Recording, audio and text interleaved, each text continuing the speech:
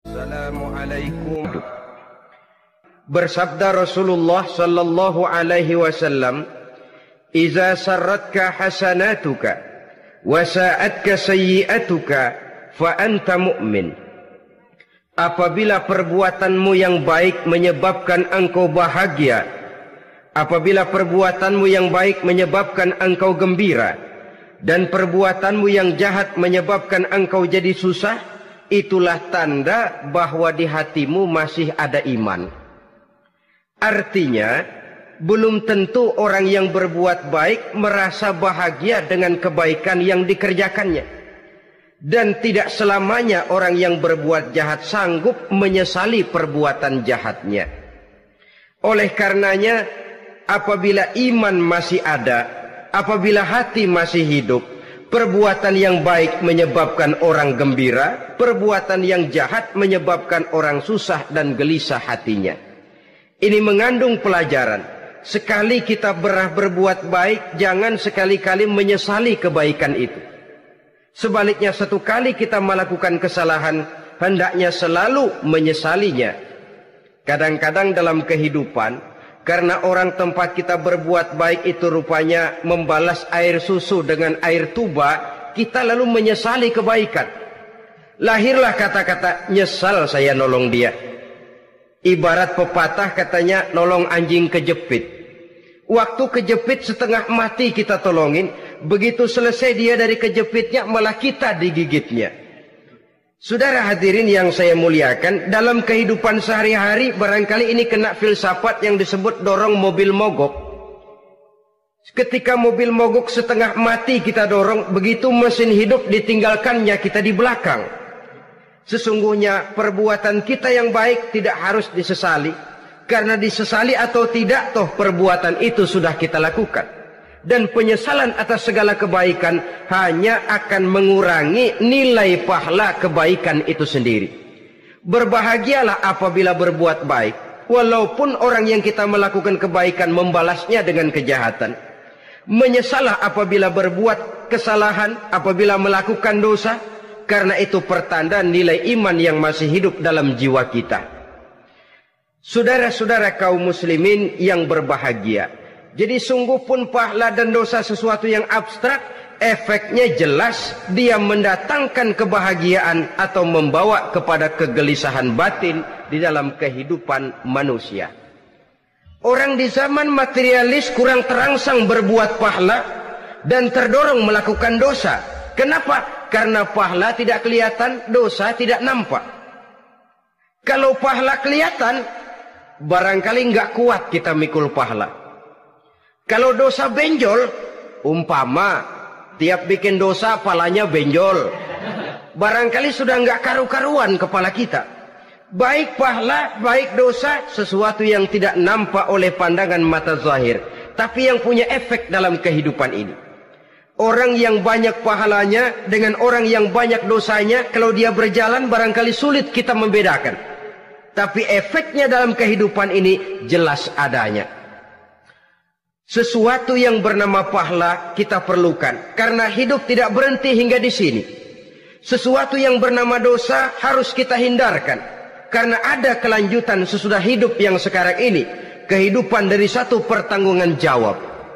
Itu sebabnya Imam Ghazali dalam bahasa yang indah sekali berpesan, "Jaddidis safinah fa innal bahra amiq wa khuziz zad fa innas safara ba'id." Perbarui selalu kapalmu, rawat, jaga baik-baik, dandani kapalmu, fa innal bahra amiq, karena sesungguhnya lautan ini sangat dalam. Satu bahasa yang indah dari tamsil terhadap kehidupan. Perbaiki kapalmu karena lautan ini sangat dalam. Artinya, jaga baik-baik hatimu. Pelihara iman dan keyakinanmu. Karena hidup ini bagaikan gelombang lautan. Tempo-tempo air tenang, tempo-tempo ombak menggila dan menggunung. Jaga iman baik-baik karena hidup penuh dengan cobaan dan ujian. Itu maksudnya. Wa khuziz zad fa inna safara ba'id. dan bawa bekal yang banyak karena perjalanan hidup ini sangat panjang. Perjalanan ini sangat jauh. Kita kalau pergi keluar kota tentu saja membawa bekal. Makin jauh kota yang akan kita tuju, makin banyak bekal yang harus kita bawa. Alangkah sengsaranya manusia apabila dia akan pergi ke satu kota yang jauh, modalnya cuma nekat. Bagaimana nanti di sana sajalah. Tidak membawa bekal sebagaimana yang sewajarnya.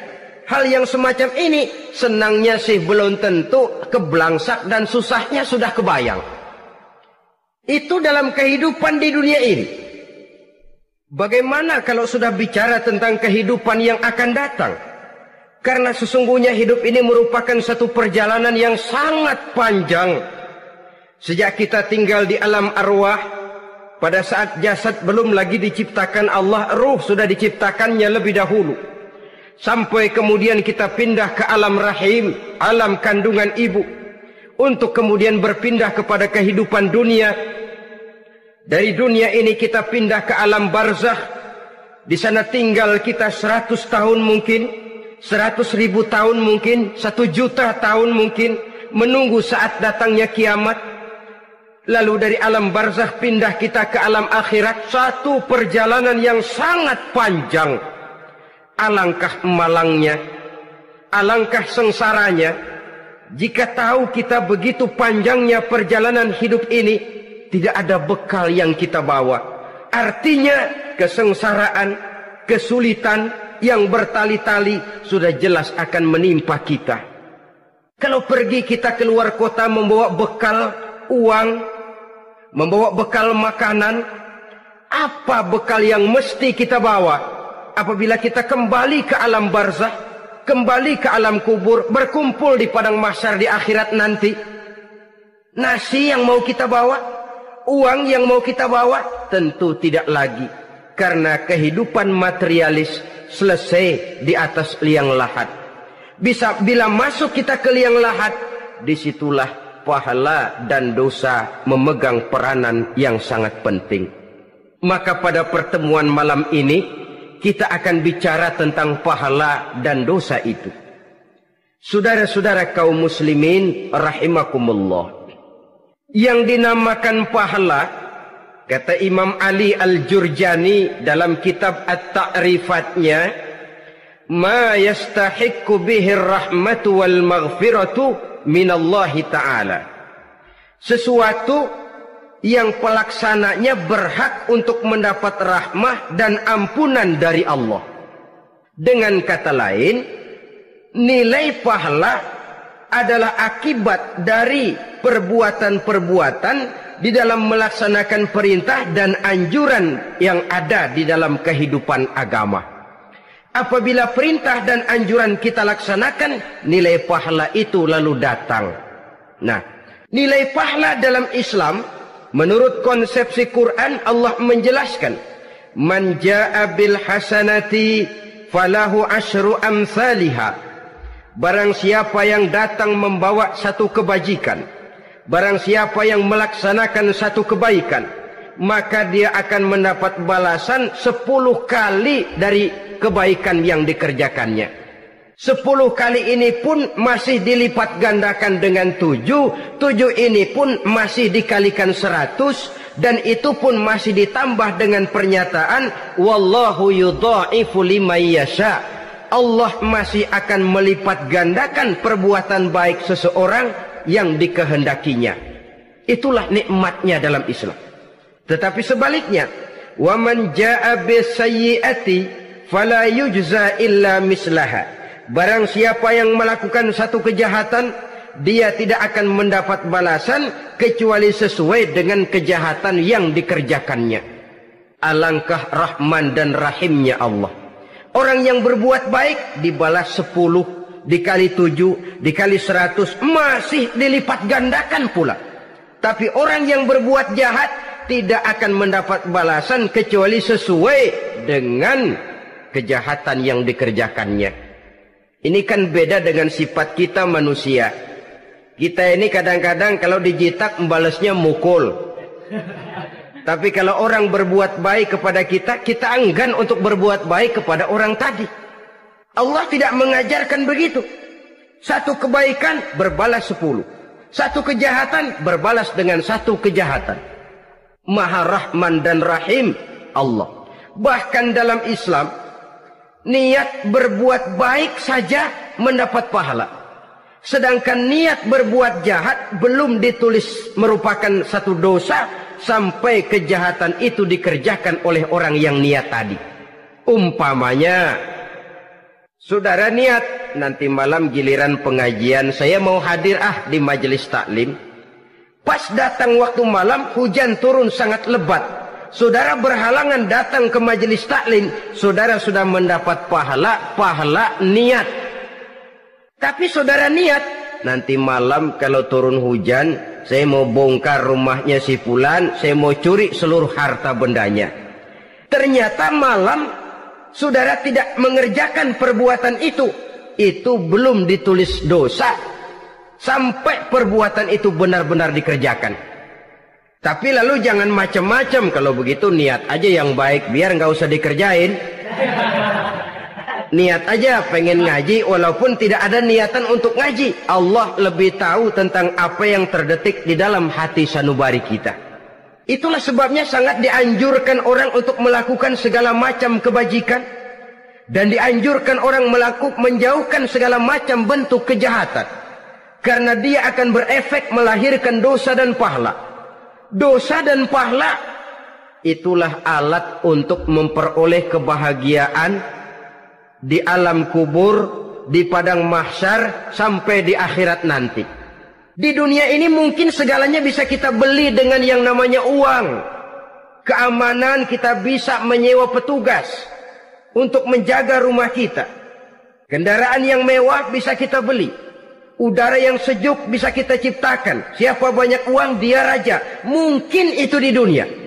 Tapi bisa apa uang kalau kita sudah masuk ke alam kubur? Bisakah munkar nakir kita sogok? Udah karkir, jangan nanya nih, cepet. Bisakah malaikat azab menyingkir dengan uang semir? Ternyata tidak. Untuk memperoleh kebahagiaan di sana, nilai pahala. Kesengsaraan akan kita dapat kalau kita banyak menumpuk dosa. Oleh karena itu jangan beranggapan, pahala nggak kelihatan, dosa juga nggak kelihatan, biarin saja. Yang tidak kelihatan ini pada waktunya akan memegang peranan yang sangat penting. Tapi tidak cuma untuk menghadapi hidup di situ, kita lalu harus berbuat baik dan meninggalkan yang jahat. Terutama juga di dunia ini. Toh pepatah bilang gajah mati meninggalkan gading, harimau mati meninggalkan belang. Apa yang akan kita tinggalkan setelah kita mati? Kita ingin jasad kita boleh hancur terkubur tanah, tapi nama kita ingin hidup terus, dikenang orang 100, 1000, bahkan 1.000.000 tahun yang akan datang. Ditulis orang dengan tinta emas dalam sejarah, tercatat kita sebagai orang baik-baik. Saudara-saudara kaum muslimin rahimakumullah. Lalu perbuatan apa yang bisa mendatangkan pahala itu? Saudara-saudara, semua perbuatan yang diperintah dan dianjurkan oleh Allah, yang dikerjakan dengan ikhlas hanya untuk mencapai ridho Allah, mendatangkan pahala. Kadang-kadang menurut pendapat kita remeh, tapi nilainya di sisi Allah besar. Itu pahala. Menghitung pahala itu hak prerogatif Allah. Perbuatan yang ringan Allah mau berikan ganjaran yang besar, itu urusan Allah. Misalnya, kata Nabi, la tahkiranna minal ma'rufi syai'an. Jangan kamu menganggap remeh perbuatan baik walaupun kecil. Jangan merasa sulit melakukan perbuatan yang mengandung pahala. Bertemu dengan teman, muka kita cerah, berpahala. Menyingkirkan duri di jalanan, berpahala. Menolong orang yang sesat, memberitahu orang yang bertanya, berpahala. Tidak sulit kalau kita mau. Yang diperintah dan dianjurkan oleh agama, itu perbuatan yang mengandung nilai-nilai pahala. Masalahnya cuma tinggal mau atau tidak, dan dikerjakan dengan ikhlas. Bertemu teman mukanya cerah, pahala. Menyingkirkan duri di jalanan, pahala. Sodakoh, pahala. Tidak berupa perbuatan, bisa berupa ucapan. Misalnya bersolawat, pahala. Bertasbih dan bertahmid, pahala. Kata Nabi, kalimatani khafifatani 'alal lisan, saqilatani fil mizan. Ada dua kalimat yang enteng di lidah tapi berat di timbangan akhirat nanti. Apa itu? Subhanallah walhamdulillah. Itu kan amalan yang ringan, perbuatan yang mudah saja, tapi nilainya demikian besar dalam pandangan Allah. Jadi pendeknya, perbuatan yang bernilai pahala adalah perintah dan anjuran agama yang dilaksanakan dengan ikhlas semata-mata untuk mencapai ridho Allah, itu mengandung pahala. Niat dasarnya itu harus karena Allah, landasannya harus karena ikhlas. Bukan cuma sekedar basa-basi, tidak karena ingin dipuji orang, tidak karena mengharap tanda jasa, tapi ikhlas semata-mata. Dari perbuatan yang paling kecil dan mudah sekali sampai kepada amalan-amalan yang besar dan memerlukan biaya yang besar, seperti melaksanakan ibadah haji, seperti jihad fi sabilillah, membangun masjid, membangun pondok-pondok pesantren, membangun pusat-pusat kesehatan, membangun jalan-jalan umum, termasuk menjaga keamanan. Jangan dikira loh, siskamling umpamanya, menjaga keamanan kampung tidak berpahala. Kalau diniatkan ibadah, menjaga ketenangan warga supaya mereka tekun ibadah, ikhlas karena Allah, itu juga bernilai ibadah. Keluar kita dari rumah, pergi pagi, pulang sore, peras keringat, banting tulang cari nafkah buat menghidupi anak istri kita. Kalau diniatkan ibadah, melaksanakan kewajiban sebagai kepala rumah tangga, membantu orang tua sebagai anak, itu juga perbuatan-perbuatan yang mengandung pahala. Yang terbaik sesuai dengan bidang kehidupan kita. Ada orang yang dinamakan abid, ahli ibadah, pahala yang paling baik bagi dia banyak-banyak tahajud, sembahyang malam, wirid, zikir, tasbih. Ada yang dinamakan orang alim, pahala yang paling baik buat orang macam ini mengajar, menyebarkan ilmu, mendakwahkan Islam. Ada yang disebut wali, pejabat pemerintah, petugas. Amalan pahala yang paling baik buat orang semacam ini melayani masyarakat, bekerja di bidangnya sesuai dengan profesinya. Saudara hadirin yang saya hormati, jadi dengan demikian perbuatan-perbuatan yang mengandung nilai-nilai pahala ini bisa perbuatan yang menurut kita kecil namun punya nilai besar. Apalagi perbuatan besar dengan biaya yang besar, tentu makin besar juga pahala yang disediakan oleh Allah Subhanahu wa ta'ala. Oleh karenanya, kalau kita bercermin dari ayat Quran, hidup ini kesempatan untuk berbuat baik. Huwallazi khalaqal mauta wal hayata liyabluwakum ayyukum ahsanu amala. Dialah Allah, Tuhan yang telah memberikan hidup dan mati kepadamu untuk menguji kamu, siapa di antara kamu yang paling baik amal perbuatannya. Jadi tidak saya rinci, tapi cukuplah satu penjelasan global. Perbuatan yang berpahala adalah perbuatan melaksanakan perintah Allah atau anjuran Allah dengan dasar ikhlas, dengan tujuan untuk mencapai ridho Allah semata-mata. Lalu apa perbuatan yang mengakibatkan dosa itu? Saudara-saudara, dosa lahir akibat melakukan larangan Allah atau mengerjakan yang dicelaknya. Nah, para ulama ada yang membagi dosa itu menjadi dua bagian. Ada dosa-dosa kecil, ada dosa-dosa besar. Tetapi sebenarnya ditinjau dari segi hakikatnya, kalau sudah melakukan satu kesalahan yang mengakibatkan dosa, jangan dilihat besar dan kecilnya, tapi kepada siapa dosa itu kita kerjakan. Sebab kalau dosa kita anggap satu yang kecil, orang akan terangsang untuk mengerjakan yang kecil-kecil saja. Sehingga dengan demikian, yang kecil pun akan menjadi besar kalau ditumpuk-tumpuk. Sedangkan yang besar bisa saja menjadi kecil kalau selalu diiringi dengan permohonan ampun kepada Allah. Itu sebabnya para ulama sufi, orang-orang tasawuf mengatakan la saghair ma'al istimrar wala kabair ma'al istighfar. Tidak ada dosa yang kecil kalau dikerjakan terus-menerus, dan tidak ada dosa yang besar kalau digempur tiap saat dengan perbuatan istighfar atau memohon ampun kepada Allah Subhanahu wa ta'ala. Cuma saja pada umumnya, karena dosa-dosa kecil itu lebih mudah taubatnya, dan ada janji Nabi, barang siapa yang meninggalkan dosa-dosa besar akan diampuni dosa-dosanya yang kecil-kecil. Oleh karena itu, pada kesempatan ini kita akan juga bicarakan apa saja yang termasuk klasifikasi dosa-dosa besar, dengan harapan kita bisa menjaga diri, menyelamatkan diri, jangan sampai terjatuh ke dalam dosa-dosa yang besar tadi. Tetapi bukan berarti kita harus terangsang melakukan dosa-dosa yang kecil. Biarin kecil ini, tobatnya gampang. Dosa kelas teri. Dosa itu kan tidak kelihatan. Lalu terangsang melakukan perbuatan dosa-dosa walaupun kecil, kalau berlarut terus-menerus dia akan tumbuh menjadi dosa yang besar. Oleh karenanya jangan sampai mengundang pengertian kalau kita membicarakan dosa-dosa yang besar lalu terangsang melakukan dosa-dosa yang kecil, karena bagaimanapun juga dosa kecil dan dosa besar sama dalam arti kepada Allah kita melakukan kesalahan. Dan dosa yang kecil pun kalau bertumpuk, dia akan menjadi banyak.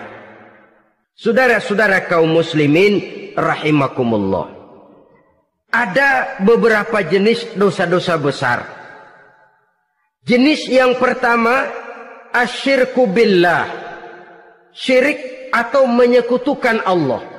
Dari sekian deretan dosa-dosa besar, syirik ini merupakan bapak moyangnya dosa.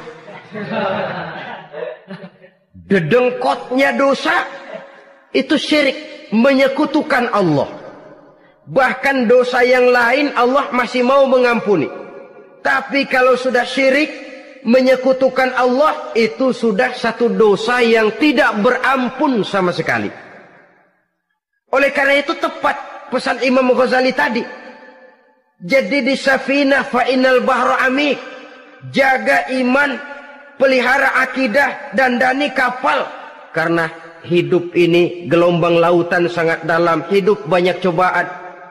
Di dalam hidup di zaman sekarang ini, saudara bisa perhatikan, di mana tensi ekonomi tinggi, lapangan kerja sulit, persaingan hidup makin tajam, sifat egois dan individualis tumbuh di mana-mana, rasa solidaritas sosial menurun, sifat gotong royong musnah. Orang mudah potong kompas, potong jalan. Ingin cepat kaya, ingin cepat naik pangkat, ingin dapat kedudukan. Kadang-kadang akidah pun terjual, akidah pun musnah, jatuh ke jurang syirik pun tidak jadi soal. Itu yang kita khawatirkan. Kalau dosa-dosa yang lain Allah masih mau mengampuni, tapi kalau sudah jatuh kepada syirik, Allah sama sekali tidak akan memberikan ampun. Dalam kaitan dengan ini barangkali tepat sinyalemen Imam Ali itu. Andai kata kemiskinan merupakan satu kepribadian, saya akan membunuhnya lebih dahulu. Artinya memang kemiskinan ini sering mendorong orang kepada jurang kemusyrikan. Tidak tahan menghadapi godaan perut akibat tensi ekonomi yang tinggi, lapangan kerja yang sulit. Iman pun jadilah ditukar dengan 3 liter beras. Akidah pun jadilah dibarter dengan 3 bungkus supermi, dengan pakaian bekas, dengan obat-obatan. Tidak jadi soal baginya mengejar kebahagiaan yang relatif singkat dengan mengorbankan kebahagiaan yang abadi. Persis ibarat pepatah, nyari jarum kampak hilang. Mencari sesuatu yang kecil, yang besar jadi sia-sia. Membela perut, mengorbankan akidah. Na'udzubillah summa na'udzubillah. Saudara-saudara kaum muslimin rahimakumullah, ini fakta, ini kenyataan. Dan hal semacam ini tidak bisa diatasi cuma dengan ceramah, simposium, diskusi, seminar. Apalagi Nabi berpesan, solahu ummati bil ilmi wal mal. Umatku hanya bisa menjadi baik akidahnya dengan ilmu dan harta. Itu bahasa Nabi. Kalau bahasa kita sekarang, dengan ekonomi dan pendidikan. Ilmu, pendidikan, ekonomi, harta. Tanpa itu sangat besar kemungkinan kita bisa menjual akidah terjerumus di lembah kemusyrikan. Maka terutama kepada saudara-saudara saya, muslimin yang terpencil jauh dari kota-kota besar, yang kadang dalam kehidupan seharinya imannya sering digoda oleh supermi, akidahnya sering ditantang oleh pembagian beras, pakaian-pakaian bekas, obat-obatan dan sebagainya. Jaga dan bentengi akidah kita. Lebih baik nyawa berpisah dari badan, asal iman jangan berpisah dari hati. Kepada adik-adik saya para remaja, para pemuda di kota-kota besar, yang iman dan akidahnya sering ditantang dengan minuman-minuman keras, fasilitas-fasilitas yang menghanyutkan, yang secara terarah dan praktis sedikit demi sedikit menggiring kita untuk keluar dari nilai-nilai akidah. Hati-hati, jaga baik-baik, sebab intan paling mahal, mutiara paling berharga, tidak lain nilai iman ini. Tergelincir kita daripadanya, jatuh ke lembah kemusyrikan, jatuh ke satu dosa yang teramat besar, yang Allah tidak akan pernah memberikan ampun lagi. Ini dosa besar yang pertama. Yang kedua, qatlun nafsi illa bil haq. Membunuh orang tanpa alasan yang benar. Di zaman kesulitan ekonomi kadang-kadang orang mudah nekat. Tengok saja, kadang-kadang karena pasal uang 100-200 perak saja nyawa bisa melayang. Kadang-kadang karena urusan yang remeh, salah omong, salah ambil, salah ucap, salah pegang, nyawa bisa jadi melayang. Alangkah murahnya nyawa, seakan-akan kita yang punya. Padahal nyawa itu hak milik Allah. Tidak pantas kita merampasnya, tidak pantas kita menghilangkannya dari jasad seseorang. Oleh karenanya, membunuh orang merupakan satu dosa yang sangat besar. Jangankan kepada orang yang seakidah, orang yang lain akidah saja pun, kalau dia hidup berdamai, rukun, berdampingan, kita harus melindungi. Apatah lagi teman seakidah sendiri. Saudara-saudara kaum muslimin rahimakumullah. Pantas kalau Nabi menyatakan, apabila dua orang Islam sudah saling berkelahi, berbunuh-bunuhan, al-qatil wal maqtul finnar, yang membunuh dan yang dibunuh dua-duanya sama-sama masuk neraka. Sahabat heran, ya Rasul, kalau yang membunuh masuk neraka sih wajar, tapi yang terbunuh kok neraka juga, kenapa? Kata Rasul, sebenarnya dia juga cuma sudah niat untuk membunuh, cuma keduluan saja. Andai kata dia tidak terbunuh, tentu dia yang akan membunuh. Saudara-saudara kaum muslimin rahimakumullah, Islam sesuai dengan namanya adalah agama damai. Kita tidak boleh mencari-cari musuh, walaupun tidak boleh lari kalau bertemu musuh. Oleh karenanya, pantang seorang muslim menimbulkan benih keonaran menjadi biang kerok buat lingkungannya. Sesuai dengan namanya, seorang muslim adalah seorang yang dalam hidup senantiasa berusaha menebarkan salam, menebarkan kedamaian, ketenangan dan ketentraman. Dengan prinsip, musuh jangan dicari, bertemu pun jangan lari. Yang ketiga, termasuk dalam kelompok dosa besar ini, syurbul khamr, meminum minuman keras. Termasuk di dalam kata khamr ini ganja, morfin, narkotik. Sebab apa? Jenis minuman semacam itu tidak hanya merusak keadaan sekarang, tapi sekaligus merusak kehidupan yang akan datang. Saudara-saudara kaum muslimin rahimakumullah. Yang keempat yang termasuk jenis dosa besar, az-zina, perbuatan zina. Di zaman pergaulan bebas dengan prinsip free love, free sex ini, tengok sudah berapa banyak gadis-gadis bergelimpangan jadi korban. Berapa banyak bayi-bayi yang lahir ke dunia tanpa tahu kemana dia mesti memanggil bapak. Apakah deretan jumlah korban ini masih harus bertambah lagi? Paling tidak, biarlah yang sudah jadi korban, tapi jangan bertambah lagi hendaknya. Masing-masing kita berupaya menahan diri. Termasuk dalam kategori zina ini, yang merupakan cabang-cabangnya, liwat, homoseks, lesbian, masturbasi. Bahkan masturbasi itu termasuk jenis zina tangan, dan itu juga merupakan satu dosa. Di samping dosa juga merusak diri, karena bagaimanapun juga dia akan mengurangi kemampuan daya pikir seseorang. Maka agama memberikan jalan keluar. Pesan Nabi, ya ma'syara syabab, man istata'a minkumul ba'at falyatazawwaj. Hai para pemuda, kata Nabi, barang siapa di antara kamu yang sudah bisa ba'at, yang sudah mampu ba'at. Ba'at itu artinya memberikan nafkah, baik nafkah zahir maupun nafkah batin. Falyatazawwaj, maka hendaklah dia kawin. Homoseks, terlepas dari penyakit kejiwaan. Sekarang ini kan sudah ada persatuan kaum gay katanya, meminta perlakuan yang sama dan agar dibolehkan kawin sesama mereka. Secara manusiawi boleh, secara manusiawi kita hargai mereka.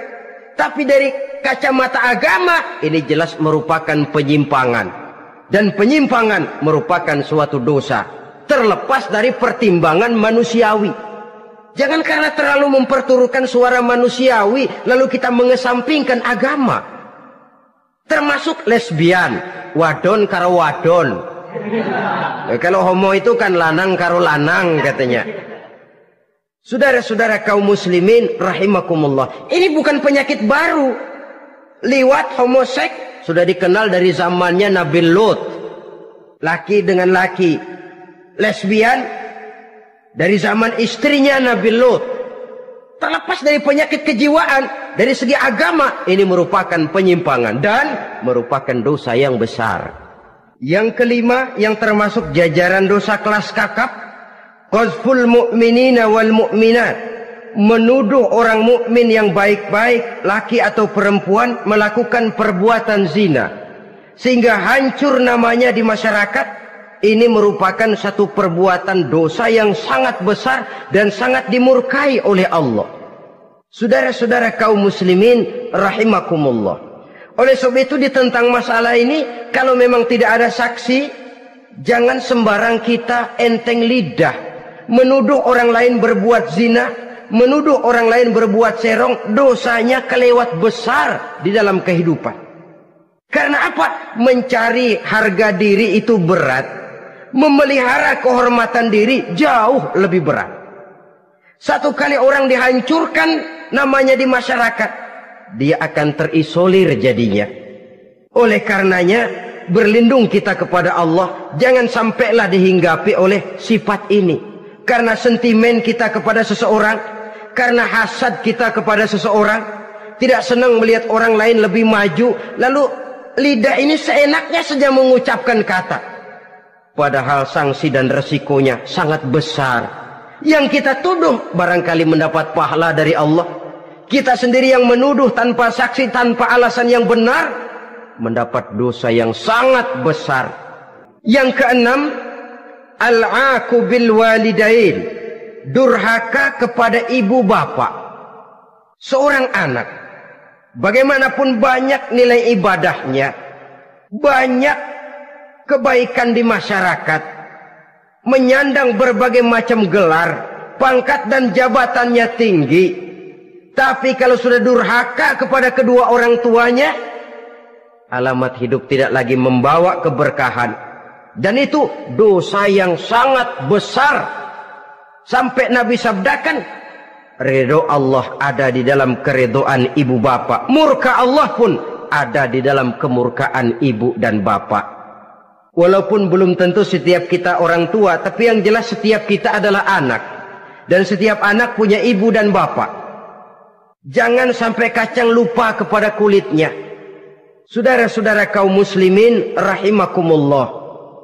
Durhaka kepada ibu bapak merupakan perbuatan yang sangat dimurkai oleh Allah. Apalagi ibu yang telah melahirkan kita, bahkan mengandung kita. Begitu juga bapak yang telah berusaha peras keringat banting tulang untuk mengasuh membesarkan kita. Tidak ada perbuatan baik yang kita lakukan untuk bisa menebus kebaikan daripada ibu dan bapak kita. Setidaknya kalau belum bisa berbuat baik kepadanya, kepada keduanya, janganlah menyakiti hati keduanya. Itu saja dulu yang harus dijaga. Kadang-kadang sudah berbuat baik enggak, nyakitin melulu. Sudah nyenangin belum bisa, saban sehari nyakitin saja. Padahal kedua orang tua itu doanya manjur, sebagaimana sumpahnya juga bisa jadi kenyataan. Dan sering bahkan menjadi kenyataan. Sampai ibu bapak sudah wafat, sudah meninggal sekalipun, kewajiban berbakti masih harus terus dilakukan oleh seorang anak. Lalu yang ketujuh, at-tawalli yaumaz zahfi. Berpaling pada hari pertempuran. Orang sedang sibuk-sibuk menghadapi musuh, maksudnya berjuang membela agama ini, dia lari menyelamatkan diri. Pengecut, mental munafik. Ayo, kalau demi agama, mari kita maju ke depan. Allahu Akbar. Yang besar Allah, yang lain kecil semua. Maju. Orang lain maju serentak, dia mundur jauh ke belakang. Mental munafik, mental calo istilah sekarang ini. Oh, itu calo, mental calo. Tuhan gedek banget itu. Coba ya, calo itu paling sibuk nyuruh penumpang naik. Tapi sementara penumpang naik sampai ke tempat tujuan masing-masing, calonya nggak kemana-mana, diem aja di situ. Cuma orang aja disuruh naik. Saudara-saudara, kerja bakti. Orang turun ke comberan, dia naik ke tempat tidur. Mundur di hari pertempuran. Menyebabkan orang lain gugur, dia sendiri menyelamatkan diri. Mental pengecut, mental munafik, itu merupakan dosa yang sangat besar. Saudara-saudara kaum muslimin rahimakumullah. Itu sebabnya agama itu memerlukan keberanian. Memang, tapi bukan keberanian yang tanpa perhitungan. Sebab berani tanpa berhitung namanya berani babi. Kita berani kalau benar. Kita harus takut kalau salah. Jangan dibalik. Salah berani, nekat namanya. Benar takut, pengecut namanya. Orang yang pengecut adalah orang yang takut membela kebenaran. Orang yang nekat sesungguhnya udah salah nggak malu lagi. Udah salah nekat lagi. Merasa rugi berbuat kebaikan, puas kalau berbuat kejahatan. Padahal Nabi pesan, siapa yang berbuat dosa sambil tertawa, nanti dia akan masuk neraka sambil menangis. Karena itu dipesan pula di dunia ini, sering-seringlah mencuci mukamu dengan air mata taubat. Cuci lidahmu dengan zikir kepada Allah. Bersihkan hatimu dengan air ikhlas.